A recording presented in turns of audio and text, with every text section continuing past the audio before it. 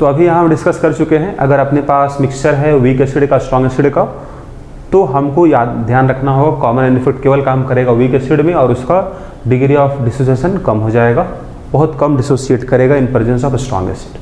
ठीक है, अब हम बात करते हैं mixture of weak acids, weak acid. ठीक है, तो ये अपना 5वां नंबर हो जाएगा, मिक्सचर ऑफ वीक एसिड। हम 2 लेके चलते हैं, 2 से ज़्यादा भी हो सकता है। ठीक, अपने पास कुछ डेरिवेशन यहाँ पर ही है, पहले उसको हम देखते हैं फार्मूला, फिर हम आपको क्वेश्चन बनाएंगे। मान लेते हैं अपने पास एक एसिड AC1 है, दूसरा HA2 है, दोनों वीक एसिड है।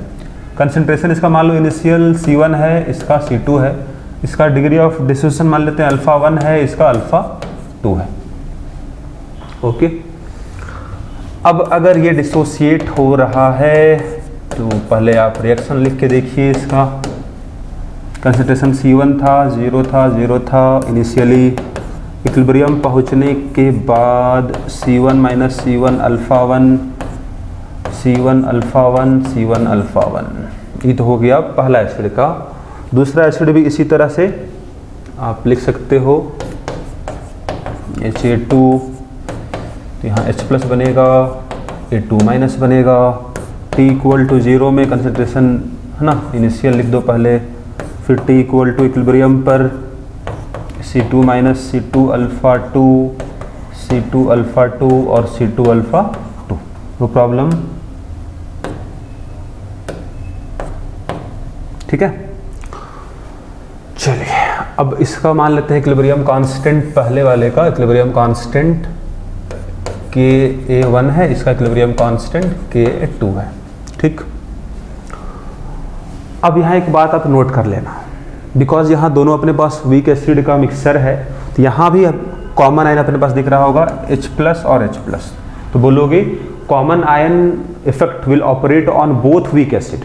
ठीक, यहाँ भी काम करेगा कॉमन आयन इफेक्ट, यहाँ भी काम करेगा कॉमन आयन इफेक्ट, दोनों ही वीक एसिड है, कॉमन आयन दिख ही रहा है, मतलब दोनों का अल्फा जो होगा कम होगा, डिग्री ऑफ डिसोसिएशन कम होगा। ठीक, मिक्सचर में तो हम पहले K1 लिखते हैं पहले एसिड का, तो इसका K1 जो हो जाएगा concentration of H+ total equilibrium पर, जब दोनों का मिक्सचर होगा इक्विलिब्रियम पहुंच गया तब कंसंट्रेशन H+ का क्या होगा, टोटल दोनों को हमको जोड़ना पड़ेगा, दोनों ही से ही कम बन रहा है, दोनों ही वीक एसिड है, तो दोनों से जो बना आपका H+ दोनों को यहाँ ऐड करना होगा। इससे पहले वाले केस में क्या था, एक स्ट्रॉन्ग एसिड था तो उससे H+ ज़्यादा बन रहा था, तो जोड़ने से भी कोई फर्क नहीं पड़ रहा था, उसका वैल्यू चेंज नहीं हो रहा, लेकिन यहाँ वैल्यू चेंज होगा, इसलिए हम दोनों को ऐड करेंगे इक्विलिब्रियम पर, दोनों ही प्रेजेंट होगा, टोटल H+ यहाँ लिखना होता है हम लोग को इक्विलिब्रियम पर, और क्या होगा A1- हो जाएगा बाई HA1 होगा। तो K1 रहने तो इसी तरह से वैल्यू पुट करते हैं हम लोग हैं, H+ टोटल कितना होगा, तो यहाँ से C1 α1, यहाँ से C2 α2, अब दोनों कंपेरेबल ही होगा, दोनों ही कम है। ठीक है, दोनों को हम ऐड करेंगे, कंपेरेबल होगा तभी ऐड होगा। ठीक है, क्योंकि एक बहुत बड़ा एक बहुत छोटा, तो उसमें ऐड करने से कोई फायदा नहीं होता। जैसे मान लो आप 1000 है, 1000 में अगर आप ऐड कर दो 0.1, कोई फर्क नहीं पड़ेगा। ठीक है, अगर आप अपने पास 0.1 है उसमें ऐड कर दो 0.2 को, तो उसमें फ़र्क पड़ेगा। ठीक, कंपेरेबल है 0.1 0.2, उसी तरह यहाँ पर है। अब A1- अपने पास C1 α1 है, केवल यहीं से बना ही है। HA1 कितना होगा, तो चूंकि बहुत कम डिसोसिएट किया है, तो ये पार्ट अगर बात करें हम तो C1 का तुलना में नेग्लिजिबल होगा, तो ये पार्ट को लिखोगे आप, दिस इज नेग्लिजिबल है C1 की तुलना में, क्योंकि यहाँ 2 टर्म हम कंपेयर कर रहे हैं, तो उसको केवल आप C1 लिखो। ओके, दिस इज आपका पहला पार्ट हो गया। दूसरा देखो, अगर हम K2 लिखें यहाँ से क्या लिखेंगे, फिर से वही कंसंट्रेशन ऑफ H+ टोटल होगा इक्विलिब्रियम पर, A2- हो जाएगा बाई HA2 होगा, तो फिर से यहाँ K2 लिखेंगे हम, H+ तो वही होगा C1 α1 प्लस C2 α2, और ये हो जाएगा अपना A2- कितना है, C2 α2 है, तो C2 α2 ही यहाँ पुट करेंगे हम, C2 α2 पुट करेंगे, और नीचे हो जाएगा अपना C2, क्योंकि फिर से यहाँ वही कहानी है, ये टर्म क्या होगा अपना, नेग्लिजिबल होगा, नेग्लिजिबल होगा compare to C2 because of common ion effect. Main हम लोग निकालना पीएच है, पीएच निकालना। पीएच कैसे निकालेंगे, जब हम निकाल पाएंगे total H+ ion in equilibrium. तो यहाँ से बना है C1α1, यहाँ से बना है C2α2, दोनों को हमको जोड़ दिए। तो हमको मेन निकालना है यहाँ पर है कंसंट्रेशन, मतलब हमको मेन यहाँ निकालना है इस H+ कंसंट्रेशन हमको निकालना है, मतलब α1 α2 हमको निकालना है। ठीक है, अगर हमको α1 पता चल जाए, α2 पता चल जाए, C1 C2 क्वेश्चन में दिया रहेगा, तो हम आराम से दोनों को जोड़ देंगे और पीएच निकाल लेंगे। तो मेन हम जो है काम कर रहे हैं ताकि हम निकाल पाए α1 α2 का वैल्यू। ठीक, देखो इक्वेशन नंबर 1 है, ये अपना 2 है, दोनों डिवाइड कर दो, कुछ पार्ट कैंसिल हो जाएगा, सॉल्व करने में आपके लिए आसानी होगा। तो दोनों को हम डिवाइड करें तो क्या मिलेगा, ज़रा देखते हैं। 1/2 कीजिए, तो K1/K2 जब डिवाइड करेंगे तो केवल क्या रह जाएगा, α1/α2 रह जाएगा। यहाँ से α1 लिखिए आप, क्या होगा K1/Ka2 इंटू α2 है। इसको आप क्या करो, एक्सप्रेशन जो अपने पास था α1 को पुट कर दो आप यहाँ पर ही इक्वेशन नंबर 1 में। तो पुट कर दो आप α1 का वैल्यू को कहाँ पर ही, इक्वेशन नंबर 1 में। तो K1 इक्वल टू क्या मिलेगा, C1 है, α1 कितना आ गया K1/Ka2 α2 आ गया, प्लस C2α2 है ना। C1 कैंसिल हो जाएगा, केवल क्या रहेगा फिर α1 रह जाएगा। ठीक है, तो थोड़ा यहाँ पर ही केवल क्या रहेगा, यहाँ पर α1 रहेगा, वैल्यू हम पुट कर रहे हैं नीचे अभी। ठीक है, ये C1 कैंसिल हो जाएगा, C1 कैंसिल हो जाएगा। ठीक, एक बार हम एक स्टेप और यहाँ लेके चलते हैं। दिस इज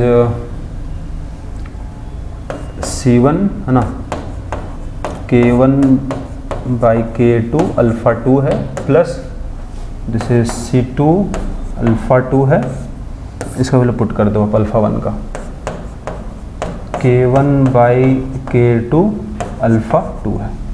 ओके, अब ज़रा देखना ध्यान से, जो कुछ कैंसिल हो कैंसिल करेंगे हम यहाँ पर ही। तो K1 तो कैंसिल हो जाएगा, एलसीएम लेंगे हम यहाँ पर ही। ठीक है, यहाँ नहीं तो 1 है, तो एलसीएम लेने के बाद आपका सॉल्व करेंगे यहाँ पर हम लोग, और α2 कॉमन आएगा यहाँ से, α2 बाहर भी है, तो α2 का हमको स्क्वायर मिल जाएगा। ठीक है, बाकी सबको एक तरफ कर देते हैं हम लोग हैं। तो क्या मिलेगा हमको, K2 का स्क्वायर मिलेगा, यहाँ पर ही K2 बाहर आएगा, एक K2 बाहर था तो स्क्वायर हो गया। नीचे क्या मिलेगा हम लोग को, तो नीचे हम लोग को मिल जाएगा, ये तो कॉमन हो चुका था, C1Ka1 प्लस C2Ka2 मिलेगा।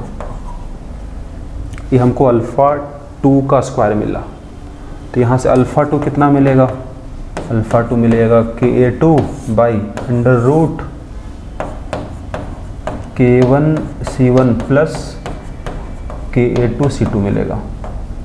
ये आपको α2 मिला। अब इस α2 अगर पुट कर दो आप यहाँ पर ही, इसमें इसको A मान लेते हैं हम लोग। अगर आप पुट कर दो α2 इन इक्वेशन नंबर A, तो यहाँ से आपको α1 मिलेगा सिमिलर टू दिस। अब जहाँ जहाँ K2 था वहाँ वहाँ K1 हो जाएगा, और बाकी यहाँ तो कोई चीज़ होगा नहीं, K1 C1 K2 C2। एक बार चेक कर लो आप, α2 अगर यहाँ पुट करें हम तो ऊपर K2 आ जाएगा, नीचे K2 है, कैंसिल हो जाएगा, ऊपर केवल क्या रह जाएगा, K1 रह जाएगा, और नीचे तो यह टर्म रहेगा। ओके, तो α1 हमको दोनों मिल गया, हमको α1 भी मिला, α2 मिला, यही हमको निकालना था। ओके, हम लोग का यही काम करना था, तो हम लोग की पूरा मिल चुका है। एक बार हम शुरू से आपको दिखा दे रहे हैं क्या हम लोग यहाँ पर किए हैं। थोड़ा सा यहाँ पर ही कैलकुलेशन थोड़ा ज़्यादा हुआ है। अब अपने पास 2 एसिड था, HCl था, Fe2 था। इसका हम लोग केवल हमको C1 C2 पता रहेगा, K1 K2 पता रहेगा। ठीक, α1 α2 हमको निकालना पड़ता है, तभी हम H+ कंसंट्रेशन निकाल पाएंगे, क्योंकि यहाँ से जो H+ बना है वो C1 α1 बना है, और यहाँ से बना अपना H+C2α2 बना है। हमको दोनों को जोड़ना है तो मिलेगा हमको टोटल H+ कंसंट्रेशन, वही यहाँ लिखे हैं H+ की जगह में टोटल। बाकी इसको हम सॉल्व किए, डिवाइड किए, डिवाइड करने के बाद हमको ये मिला। उसके बाद α1 के वैल्यू को हम फिर से पुट कर दिए इक्वेशन नंबर 1 में ही। तो फिर यहाँ से हम लोग इसको सॉल्व करते हुए α2 निकाल लिए और α2 को फिर से पुट कर दिए यहाँ पर ही, तो α1 निकल गया।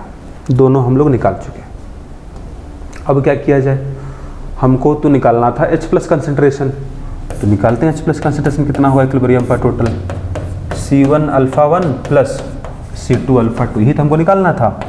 तो C1α1 निकाल चुके हम लोग हैं उधर, लिखिए K1/√,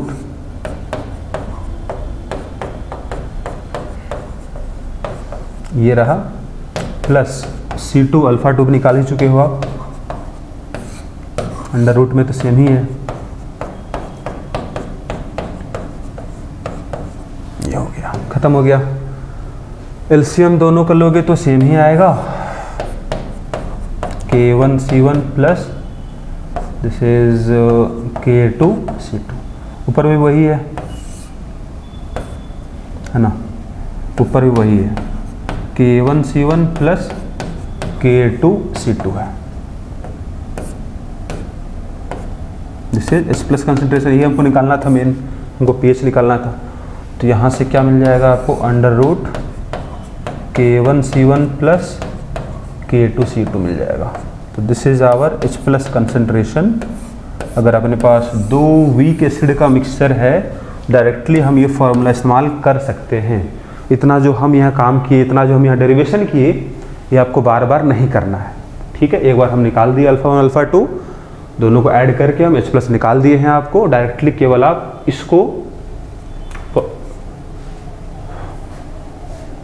इस फॉर्मूला को आप याद रखोगे, ठीक है, काम आपका हो जाएगा।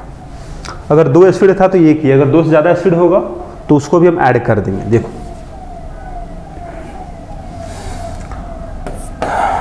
for more than 2 acid,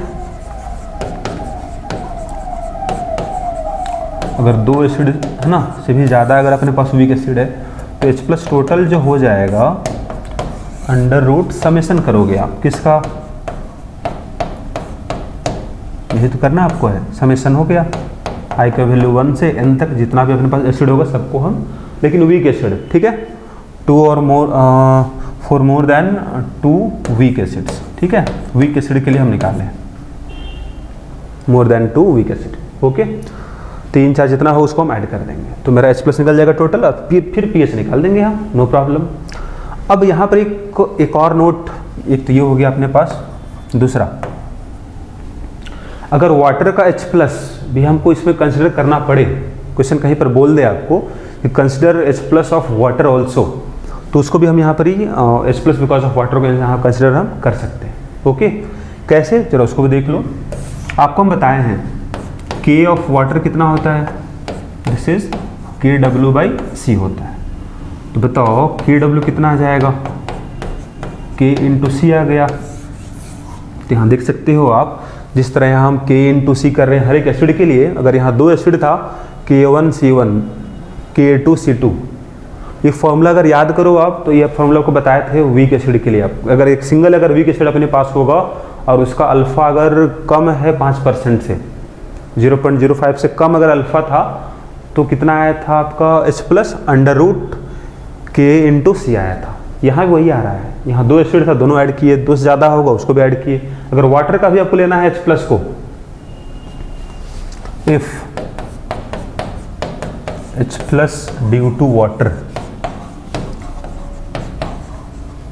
is considered, तो उसके लिए भी वही करोगे ना, K × C करेंगे। तो K × C अगर हम वाटर के लिए करें तो किसके बराबर आएगा, KW के बराबर आएगा। तो उसके लिए अपना H+ कितना हो जाएगा टोटल, जितना भी एसिड उसका समेशन कर देना,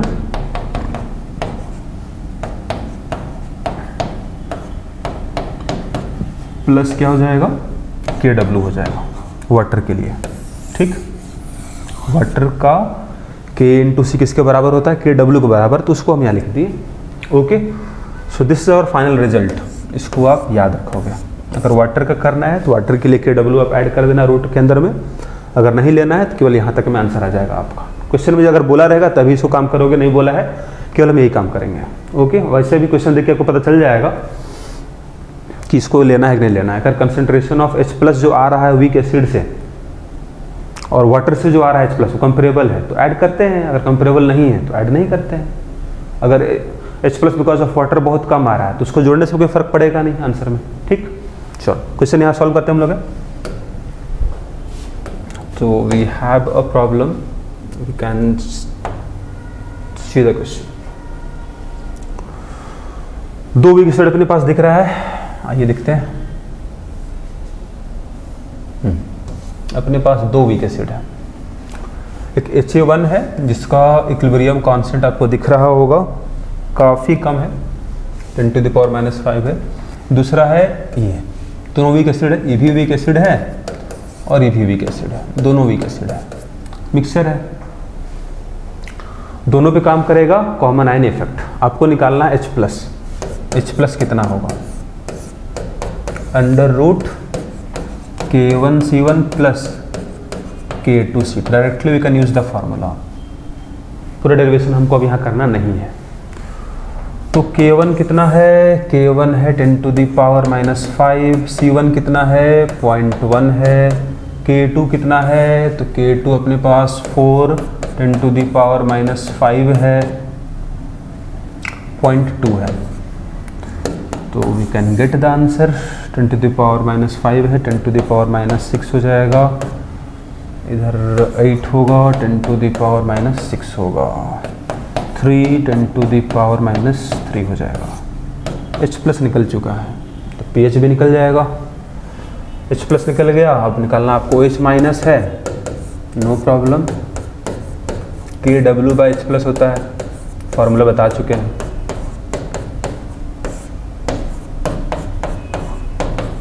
ये आ जाएगा 1/3 10⁻⁻11 आ जाएगा। Okay, so this is our OH-।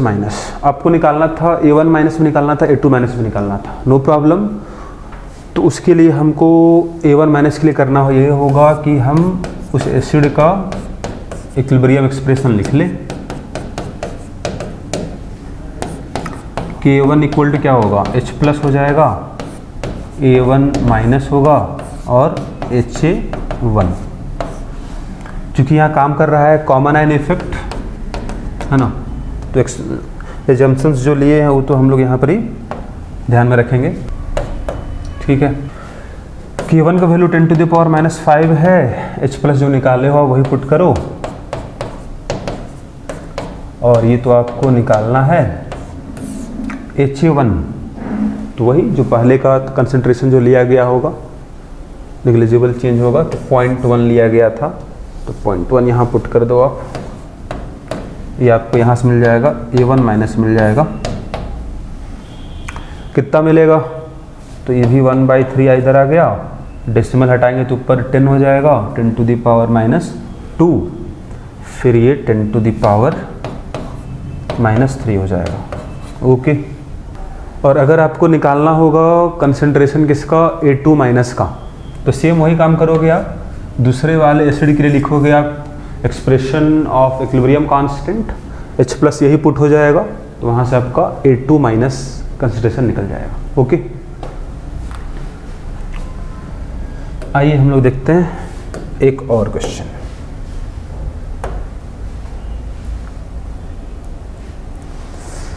यहाँ पे अपने पास दिख रहा होगा 2 वीक एसिड, यहाँ पे दिख रहा है। पहला वीक एसिड ये रहा, यहाँ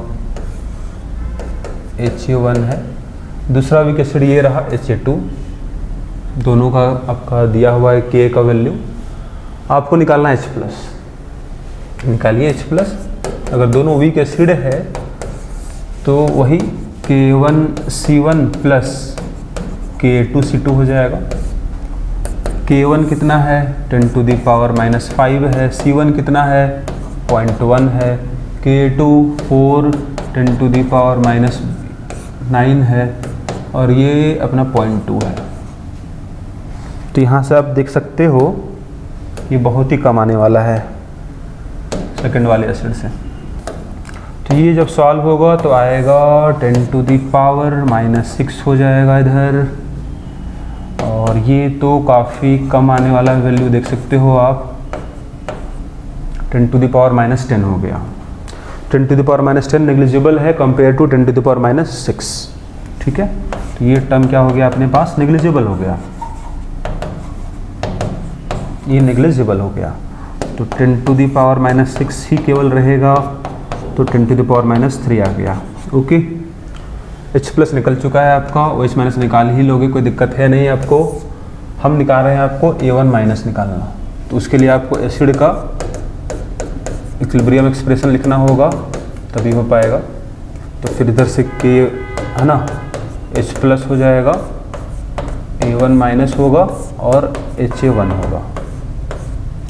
तो K 10⁻5 है, H+ तो यही होगा 10⁻3, और A1- तो आपको निकालना है, इनिशियल कंसंट्रेशन के बराबर होगा, ये 0.1 हो जाएगा।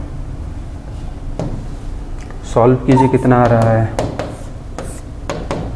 0.1 है, डेसिमल हटेगा, 10⁻² बन जाएगा ये, और नीचे आएगा तो 10⁻³ हो जाएगा ये molar. Okay, answer.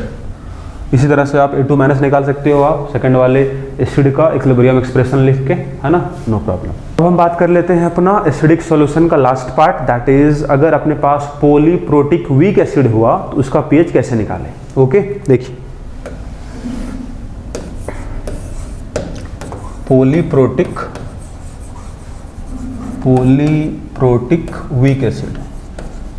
Week acid अपने पास अगर है तो कैसे निकालें, उसको दिखाते हैं।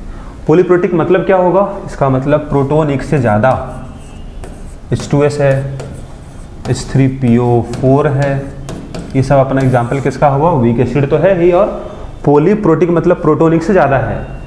तो अगर ऐसा कुछ एसिड मिला आपको, तो आपको हम बताए हैं शुरू में ही कि इसका हर एक हाइड्रोजन को आप हर एक स्टेप में आयोनाइज करो। अगर 2 हाइड्रोजन है 2 स्टेप में आप आयोनाइज करोगे, 3 हाइड्रोजन है तो 3 स्टेप में। तो हम पहला लेते हैं H2S का, देखो तो 2 स्टेप में आयोनाइज होगा, क्योंकि इसके पास 2 हाइड्रोजन है। तो पहला H+ निकला, HS-, इसके लिए डिफाइन होगा Ka1 पहला स्टेप के लिए।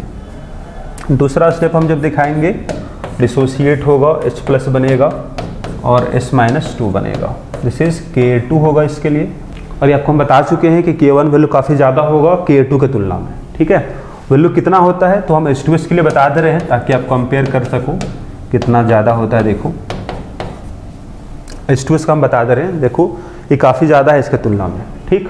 तो यहाँ हम ये बोलेंगे कि पहला स्टेप जो बनेगा H+ वो काफ़ी ज़्यादा बनेगा सेकंड वाले स्टेप की तुलना में, क्योंकि इसका Ka2 बहुत कम है। तो यहाँ सिंपल बोलिएगा कि पहला स्टेप नॉर्मली हम वीक एसिड की तरह ही मान के चलेंगे कि अपना वीक एसिड था, डिसोसिएट हुआ, H+ बना दिया। लेकिन बाकी जो स्टेप्स होगा उसमें अप्लाई करेंगे हम कॉमन आयन इफेक्ट, ठीक है। तो यहाँ लिखिएगा, इन case of polyprotic weak acid total H+ ion will be produce from first step and common ion effect will operate on remaining steps, ठीक। तो बाकी हम यहाँ क्वेश्चन सॉल्व करके दिखाते हैं ताकि आपको क्लियर हो जाए। ओके, आइए देखते हैं। So we have this question, देखिए क्वेश्चन बिल्कुल अभी जो हम एग्जाम्पल लिए थे वही क्वेश्चन भी है, तो आपको कोई भी दिक्कत नहीं आएगा।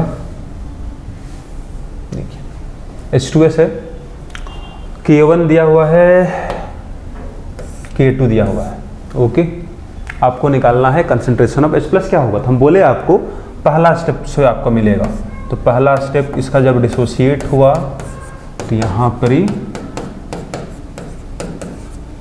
वीक एसिड की तरह इसको मान के चलो आप। तो वीक एसिड के लिए हम K/C पहले निकालते हैं। K कितना है, 10⁻⁻7 है, काफ़ी कम है, 0.1 है, तो 10⁻⁻6 हो गया, जो कि काफ़ी कम है। ये वैल्यू जो अपने पास है, since K/C is less than 10⁻⁴, काफ़ी कम है, तो हम डायरेक्टली H+ निकाल सकते हैं पहला स्टेप के लिए। कितना यहाँ से H+ बना होगा, सो आइए देखते हैं। तो यहाँ से H प्लस जो बनेगा, हम बताए हैं आपको वीक एसिड के लिए K इंटू सी होता है फार्मूला। तो अंडर रूट के 10⁻⁻7 है, C 0.1 है, तो 10⁻⁻8 हो जाएगा, रूट में 10⁻⁻4 आएगा। ये आपका हो गया H प्लस,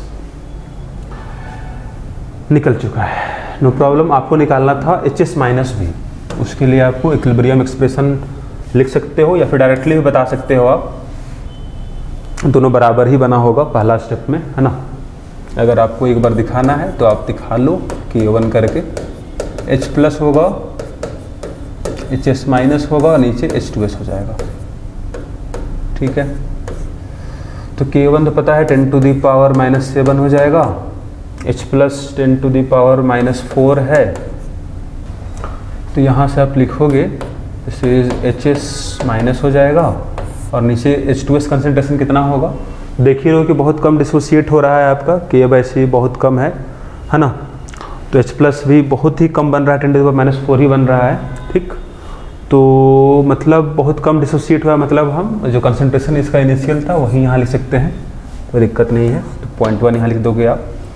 फिर इसको हम सॉल्व करते हैं, तो यहाँ से आपको कितना मिलेगा HS माइनस, तो ये मिल जाएगा, डेसिमल हटाओगे 10⁻³ बन जाएगा, फिर नीचे आएगा तो 10⁻⁻4 हो जाएगा। तो बिल्कुल सेम आ रहा है, देख लो जो आया था H प्लस। वैसे भी पहला स्टेप में दोनों का अमाउंट बराबर ही बनेगा, C अल्फा, ठीक। अब निकालना था आपको S-2, तो उसके लिए आपको सेकंड स्टेप दिखाना होगा। सेकंड स्टेप दिखाइए। तो HS माइनस जो है वो फर्दर डिसोसिएट होगा और बनेगा H प्लस और S-2 बनेगा, ओके। तो यहाँ आप K2 लिखोगे, concentration of H plus, S-2 और HS माइनस। तो जो निकाले हैं वैल्यू उसको पुट करिए, K2 कितना है उसको पुट करिए आप।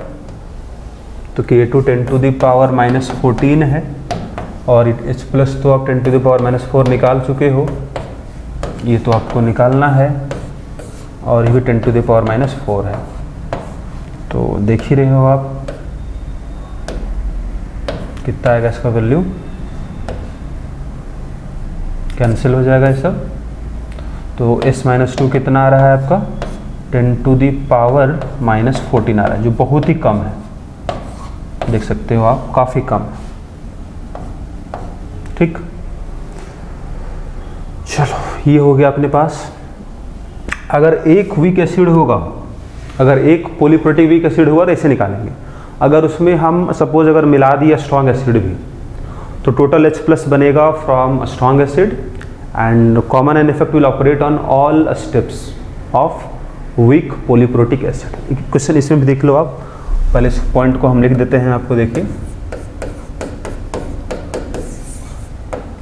इन case of strong acid and weak polyprotic acid, polyprotic acid, अगर ऐसा क्वेश्चन आपको मिलता है तो इसके लिए क्या करोगे आप, लिख लोगे आप total H plus ion will produce from strong acid and common and effect will operate on all the steps of weak polyprotic acid, ठीक। Let us see question.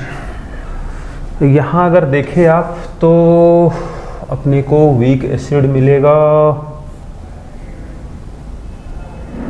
Week acid आपको मिलेगा और आपको वीक एसिड मिलेगा H2S और क्या मिलेगा, strong acid मिलेगा HCl। This is weak polyprotic acid और स्ट्रॉन्ग एसिड। तो क्या बोले आपको हम, टोटल H प्लस कहाँ से बना होगा, स्ट्रॉन्ग एसिड से। तो 0.1 मोलर था तो वही होगा। अब अगर निकालना आपको है HS माइनस, तो उसके लिए आपको H2S को डिसोसिएट करना है, पहला स्टेप। यहाँ से आप K1 लिखिए, H प्लस तो वही होगा, स्ट्रॉन्ग एसिड वाला ही होगा, क्योंकि यहाँ से नेग्लिजिबल बनेगा उसके तुलना में।